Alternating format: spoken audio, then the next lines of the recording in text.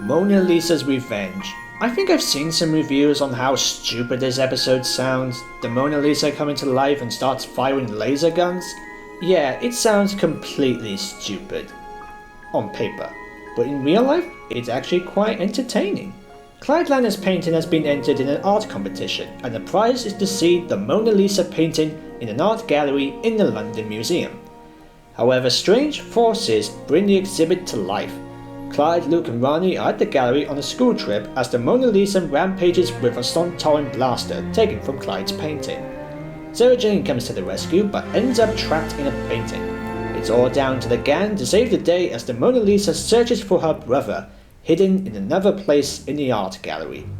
I think it's nice to see Clyde's talent as an artist play out in an episode. We got glimpses of it in series 2, but in this one, it actually plays a part. I guess for someone who is a fan of art, this is actually an interesting episode to look through. I don't know whether or not Daniel Anthony is a good artist in real life, but if he is, I'd like to see more of it. Funniest thing in my opinion is seeing the relationship between Clyde and Harash has actually been in this episode. We've gone from rivalry to slight buddy pride. Once again, Sarah Jane is pushed aside for the kids, which is not a bad thing. I mean, I'm sure there's a contract or a decision to be made, but I think it kind of downplays Elizabeth Sladen as Sarah Jane throughout the series. But then again, it does play a part in Luke's story with his row, which most families get. Sue Ann Jones plays Mona Lisa.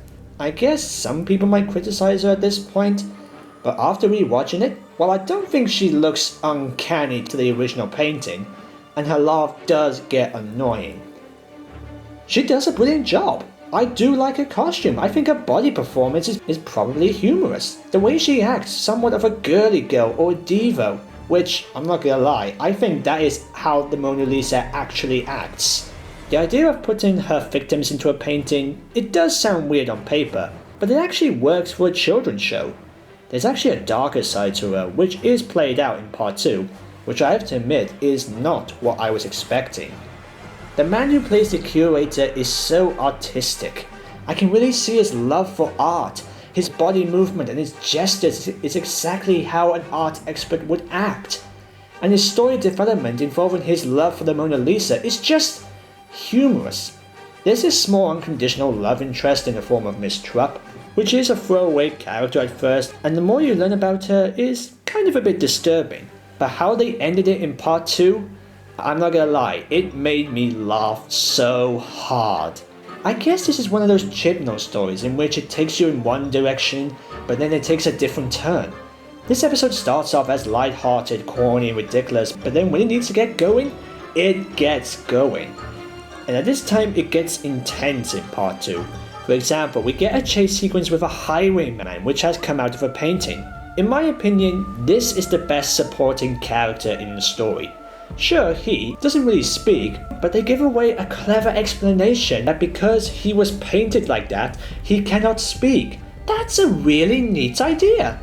But then we get to something very dark. Apparently there is a creature based on the painting, which in history is one of the most forbidden paintings, trapped in a cage. Sure, we don't see the creature in its full form, but not seeing the creature but hearing its roar is just so frightening.